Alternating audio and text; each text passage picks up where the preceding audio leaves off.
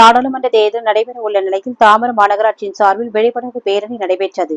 வரும் ஏப்ரல் 19ஆம் தேதி நாடாளுமன்ற தேர்தல் நடைபெற உள்ள நிலையில் 18 வயது நிரம்பிய அனைவருக்கும் வாக்களிக்க வேண்டும் என்ற வகையில் தாம்பரம் மாநகராட்சியின் சார்பில் விழிப்புணர்வு நிகழ்ச்சியை ஆணையர் அழகு மீனா கொடியசைத்து துவக்கி வைத்தார். இதில் மகளிர் சுய உதவிக் குழுவை சேர்ந்த பெண்கள் மற்றும் மாநகராட்சி ஊழியர்கள் 100க்கும் மேற்பட்டோர் சைக்கிளில் பதாகைகளை ஏந்தி சேம்பாக்கம் மண்டல அலுவலகத்தில் இருந்து தாம்பரம் வேளச்சேரி பிரதான சாலை வழியாக போலீசார் பாதுகாப்புடன் பேரணியாக சென்று விழிப்புணர்வை ஏற்படுத்தினர்.